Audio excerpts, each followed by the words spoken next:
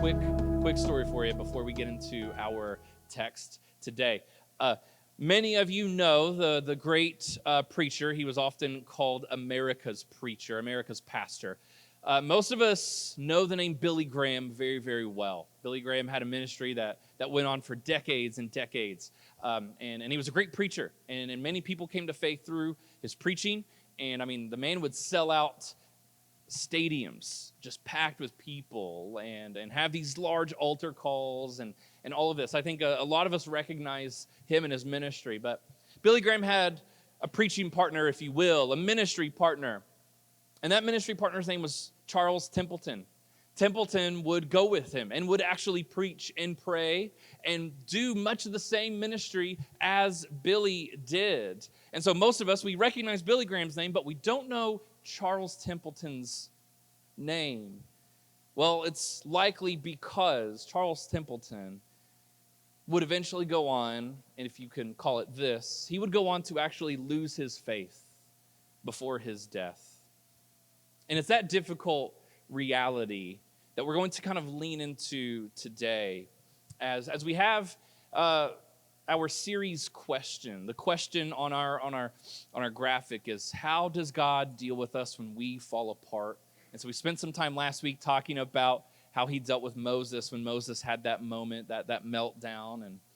And today we're gonna talk about some failure, some abandonment, but more importantly, God's gracious intervention when we find ourselves completely finished.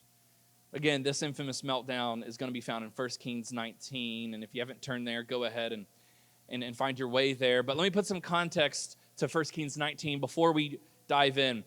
There's this man named Elijah, and Elijah, he was a mighty prophet during a difficult time in Israel's history.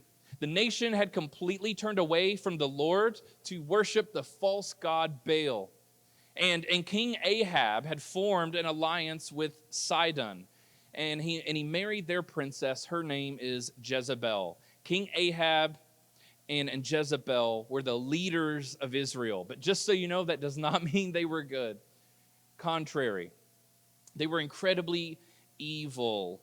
And we'll get into that in just a bit. But part of Elijah's mission now, as he would encounter these evil leaders of Israel, part of his mission involved a gigantic showdown between himself and 450 prophets of Baal, where both sides agreed to make an altar, to pray, to call down fire from heaven, to prove whose God was the true God. Spoiler alert, nothing happened when the prophets of Baal prayed and danced and cut themselves around their altar. And when it was Elijah's turn, let's just say God showed up. The fire fell, and 450 false prophets were ultimately killed. More context on that in just a bit. Let's get to our text, picking up verse 1, 1 Kings 19. Right after this showdown takes place, here we go.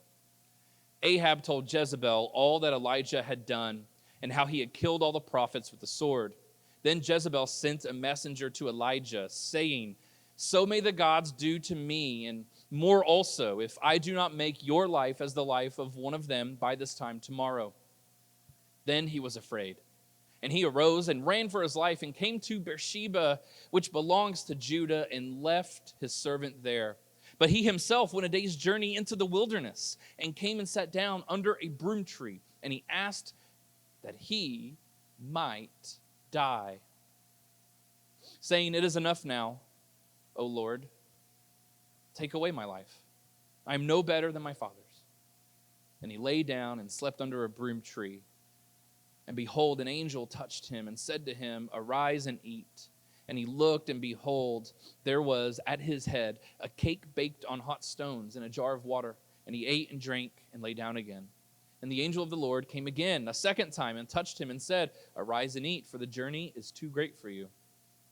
And he arose and ate and drank and went in the strength of that food 40 days and 40 nights to Horeb, the mount of God. And so Elijah, the prophet of God, he falls to fear and don't look over don't just run past this. He literally prays to die after getting word that Jezebel was coming for him. But luckily for him, luckily for us as well, God is in the restoration business. And so I'll put it out for you right now. Here's the big idea for today. You'll see it on the screen. The big idea for today is that even when the righteous fail, God remains faithful. Because Elijah isn't just anybody. Elijah is chosen. He is a leader. He is the prophet of God. And even with all the faith in the world and the history that Elijah had with God, even the mighty fall and they fail. And Elijah is no different. And so he flees to a place called Horeb. Just so you know, for context purposes, Mount Horeb is a very, very special place. Historically speaking, this is the same mountain Moses actually saw the burning bush when he was called to lead Israel. It's the same mountain where Moses struck the rock and water flowed, like we talked about last week. And it's the same mountain where God's glory passed by Moses. And you may not have known this, but Mount Horeb and Mount Sinai are actually the same mountain. This is the same exact mountain where Moses twice received the law and the commandments. So I say all that because I need you to know this is perhaps the most important geographical location in Israel's history. I don't think it's an accident Elijah ran there. So stick a pin in that. We'll come back to that. Let's talk about this guy Ahab. Let's talk about this woman Jezebel for just a moment. They were wicked leaders of Israel. They were so wicked that God was ready to bring a solution to solve the problem. And the solution was quite literally a revolution against Ahab and Jezebel, because once the prophets of Baal were defeated, the people of Israel, they actually repented. They turned back to God to worship the one true God, the God of Israel, and they no longer wanted to worship that false god. And so after the showdown, Elijah then tells Ahab to leave. And Ahab went to a place called Jezreel, and Jezreel is where his wife lived. And Scripture says the hand of the Lord was on Elijah, and he also went to Jezreel. So, church, just to put it in layman's terms, one victory was already accomplished, right? And it's like Elijah has all this boldness and confidence. We're moving forward. The second victory seems to be at hand, right? All of these false prophets were defeated. And so it seems like the next thing is that Ahab and Jezebel are about to be defeated as well. But something else happens. Jezebel makes an oath that she will kill Elijah by the morning. And Elijah, he knows this is not an empty threat, because Jezebel is known for hunting down God's prophets and murdering them. This is the same woman who had previously had others offer up their own children to sacrifice to the false god Baal. Jezebel is evil. I mean, even if you didn't know that context, I don't think you've ever met a little girl named Jezebel, because we all know that's bad. That you don't want to touch that with a 10-foot pole. And so it's just not good. In fact, this is how evil Jezebel is. Go ahead and put this on the screen. So we read this Jesus Storybook Bible to our kids all the time. And it's great. Just so you know, the Jesus Storybook Bible has no mention of Jezebel, because this Storybook Bible is sweet. It's innocent. It's meant for kids. And I understand why she and Ahab are not mentioned, because there are some situations and some scenes left out of the storybook Bible because they are more like R-rated movies your teenager would want to see, okay? That is where we're at. That is what's at stake right here. It is serious business. And Jezebel is seriously evil. And this is a story that, if anyone remembers those precious moments, little porcelain dolls that you weren't allowed to touch as a kid in your mom's home or your grandma's home. Yeah, this scene's never been depicted in Precious Moments either, okay? Again, it's just one of those stories in the Bible where you just kind of grit your teeth and you get through it because it's rough. It's really hard. Jezebel is a credible threat. She's not just venting and Elijah, runs away. She has a history of evil, a history of harm, a history of sacrificing children. I mean, she was so evil that chapters earlier, God prophesied about how she would die and how her death would be so graphic that when it would come time for her body to be buried, there wouldn't be enough of her to bury in the first place. Welcome to church, Rock Vineyard. We're all about the love of God. Really glad you're with us today. And I fully understand, guys, this is a tough read. But I bring all this up because it makes Elijah's meltdown and his running away, it makes it make sense. I'm not saying he was justified, but you can understand it a bit, right? It's a little more understandable because Jezebel, she's evil. She has a history of evil, and she has promised Elijah is next. He and he alone is in her crosshairs. So he runs away, but not only does he run away, Elijah abandons the people. After those 450 prophets were defeated, again, they repented. They turned back to God. And Elijah is supposed to be there for them, but he leaves. Totally abandons them. There's no 2-week notice. There's no letter that we know of that he wrote. He just disappeared. This man who was supposed to protect and teach and lead completely abandoned the people.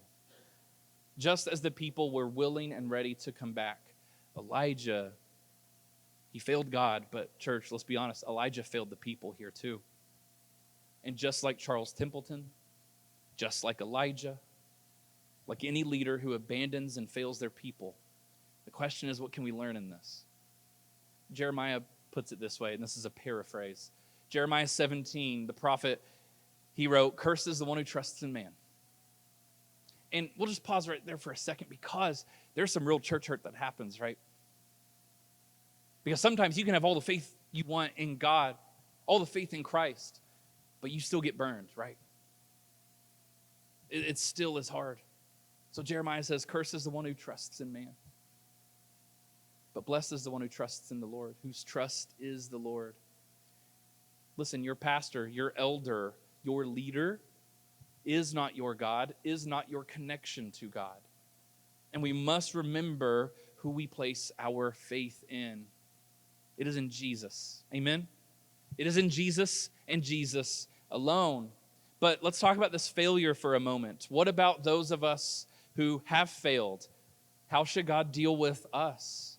Maybe we were trusted with power, we were trusted with influence, we were trusted with a secret, we were trusted with authority, only to completely mishandle it, only to blow it.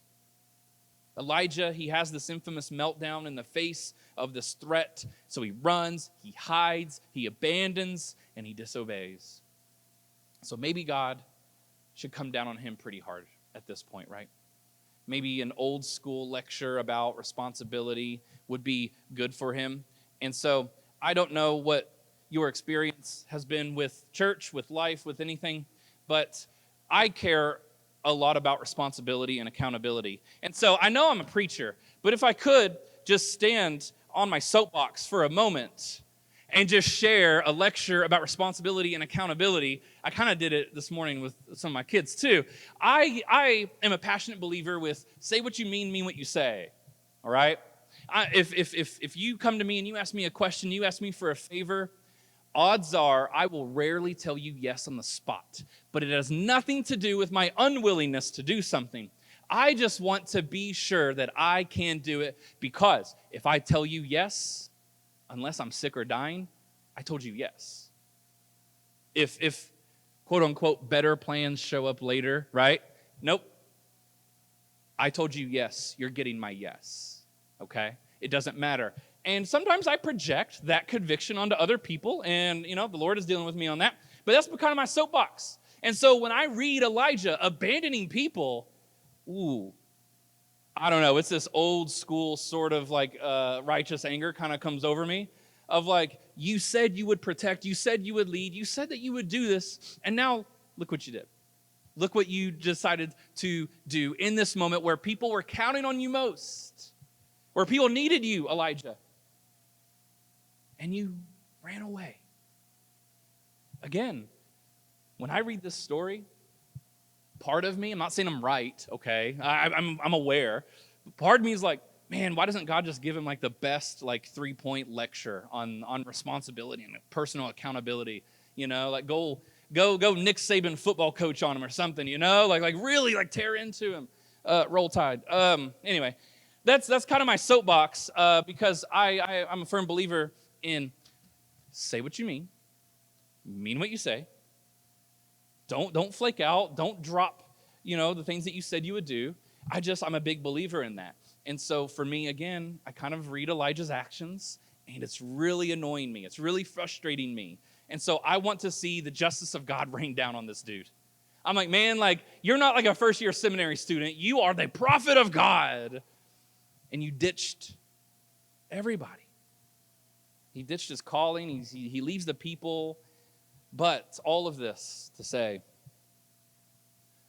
we come back to our series question.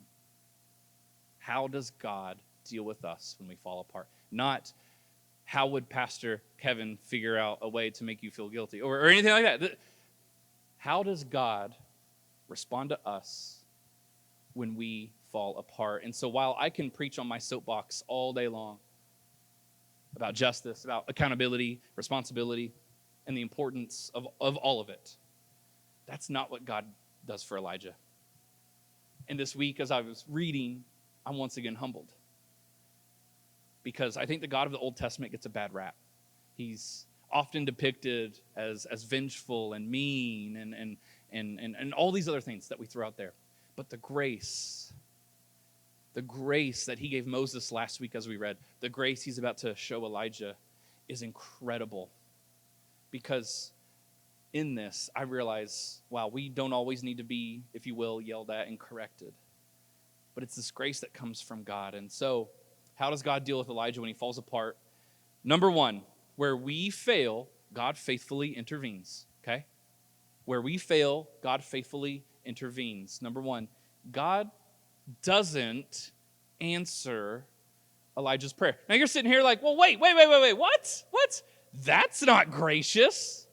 Shouldn't God be the vending machine? Right? Like, shouldn't we just come to him with our requests and say, like, hey, God, this is what I want today? Nope. Because this is a grace. What did Elijah pray for first? Go ahead and put it on the screen. Verse 4. It says, it is enough now. Take away my life. Elijah literally is praying to die, and God does not grant him this request. And so maybe your prayer isn't that drastic, but God is still faithful to us when he doesn't answer our prayers. And it's so important to have faith in that because it is still a grace. And while this is certainly a serious prayer request by the prophet Elijah, I have a not so serious prayer request back when I was, I think, a fifth grader. Like you do, right? You're figuring out life in fifth grade. It's tough. And I had a crush on a girl in class. And for me, I've always kind of been the romantic, and I wanted to marry her. I hear myself, okay, it's fifth grade. Stop for a second. And in Sunday school, growing up, I figured out this phrase. It was called an unspoken prayer request. And so guess who had an unspoken prayer request every single Sunday of fifth grade and part of the summer to sixth grade, right? And that's silly, right? That's really, it's just a crush on a girl. But in a very real sense, I thank God that he chose to not answer that one the way I wanted him to. And among plenty of others in my life, and that may sound goofy, but whether it's as unserious as an elementary school crush or honestly as serious as a depression so severe that you no longer want to live, God's faithful grace continues. And for Elijah, he says, more or less, Elijah, you're desperate right now. This isn't what you need. This isn't who you are. So he doesn't answer this opening prayer by Elijah. And I think some of us around this room would say that's happened to us as well, and we are much better for it because it's a grace. Now, the second thing that God does for Elijah, number 2, is renewal and restoration. Again, there's still no grand, angry speech at this point, right? like some of us might do to one another. Like, listen, I'll let you kind of spiral for a moment, but you're about to get my best sermon on sin, right? No. God doesn't send down fire to consume the broom tree and this booming voice that tells him to get up and pull himself up by his bootstraps and get back to work. God doesn't do any of that. Actually, verses 5 through 8, you can look at those again. We already read them. He feeds him. He gives him water. Elijah needs rest. God doesn't meet Elijah with a prayer and spirituality, but God meets Elijah in the physical first. I mean, how many of you understand that when you're hungry, even the best preacher can't feed you, right? When you're hungry, you don't need a prayer meeting, you need a sandwich. Listen, I'm just trying to make this as simple as I can, right? It's just how it is. The first step in Elijah's renewal is not a church service. God does not come to Elijah and say, build me an altar. Sacrifice to me right now, Elijah. No, it's sit up, eat, drink, lay back down. And I know not many of us want to agree, but sometimes there are physical causes to our emotional distress. And I know I'm living proof because I don't just get hungry, I get hangry sometimes. And God is working on me, showing me mercy along with my incredible wife. But I'm just being honest with you. But sometimes your meltdown and emotional distress can be 90% cured with a chicken sandwich and a nap. That's been true of my life, and I don't know about you, but that's kind of sometimes true. And so God meets Elijah, and he doesn't give him the sermon, right? He doesn't give him the holiest prayer Elijah's ever heard, because that's not what Elijah needs. Also, we are not to rush things. I know we all want to bounce back quick, but this specific meltdown would actually go on, and it would take 40 days of renewal and restoration by God. And so we take it slow. We rest, we eat well, we allow the Spirit of God to minister to our hearts. That second intervention of God is renewal and restoration, and that process can take any length of time. But my encouragement to you is a patience and a resolve that believes that number 3 is coming. And number 3, here it is. Elijah, he falls, but God meets him. And number 3, God asks good questions. Right after the text we read in verses 9 and then again in verse 9 and again in verse 13, God asks Elijah a seemingly obvious question. He says, "What are you doing here, Elijah?" Just so you know, God was not asking because God needed the answer. God's not curious. Hey, Elijah, where are you? That's not what's happening here. Elijah is asked this question twice to help him see that what he has focused on to this point is not going to take him where God is going to lead him. But there is a necessary change in perspective. Elijah saw how Ahab was unchanged. Jezebel was unchanged. He heard a death sentence upon his life. He felt pain like he was standing alone. He sensed the lack of true spiritual commitment exemplified in a rebellious nation, but still, God had something else for Elijah to focus on.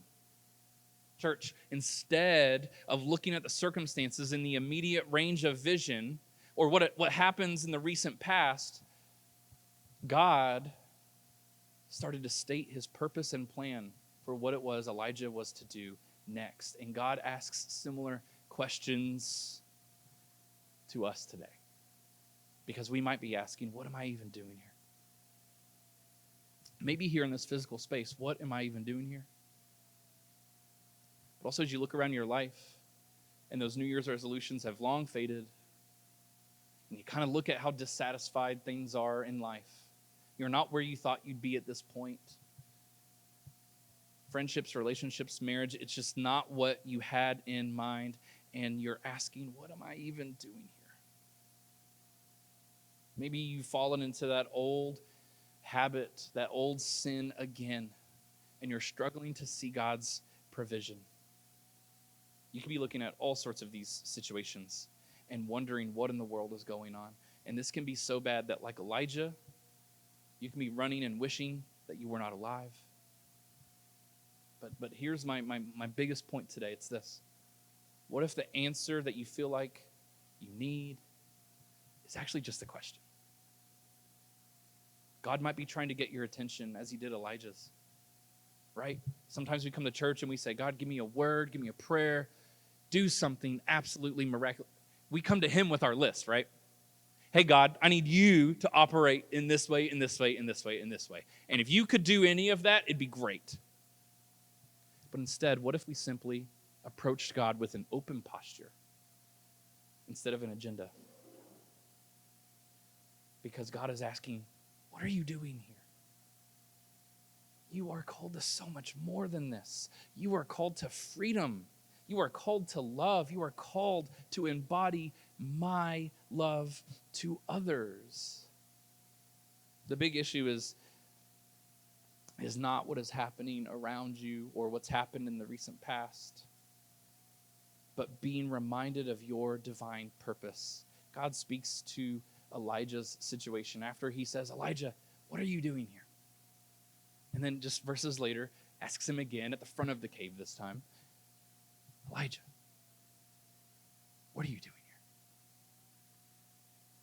here? And kind of summarized, go ahead on to the next text, kind of summarizing what happens after this. I said this has to do with divine purpose because when Elijah was restored, when Elijah was renewed, God gives him a new purpose, if you will. He says, go anoint Hazael as king over Syria. Anoint Jehu, the son of Nishmi, as king over Israel. And Elisha you shall anoint as the prophet in your place.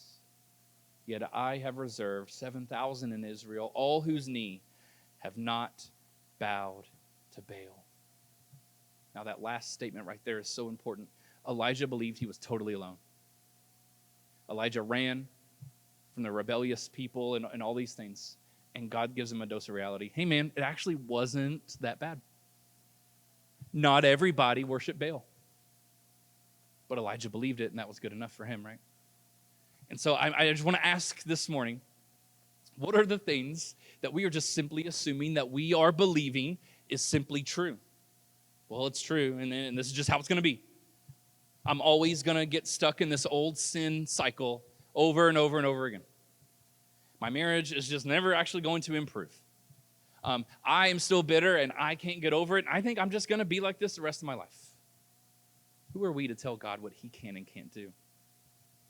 And so I believe, like Elijah, God's desire is to fully restore us similarly when we go to those dark places, when we have these sorts of meltdowns. That God is not waiting to give you a lecture on some stupid soapbox or a harsh correction, but that God wants to renew us. He wants to restore us. And he wants to remind you this morning of your divine purpose. Now, speaking of purpose, God gives Elijah a new one after all this is said and done. Now, remember earlier when I said that this mountain held a lot of significance for Israel, right? They had a great history of what was happening on this mountain, and it has immense significance for Israel, how God gave Moses information, right, for the formation of Israel, right? That's what had historically took place here. But now we see that on this same mountain, God gives Elijah information for the reformation of Israel. Church, just take this in for a second.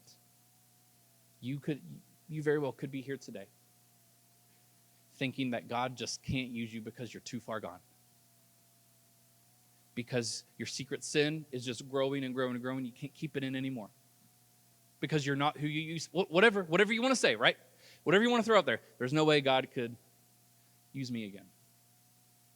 Take this right now that what God has done before, he will reform again.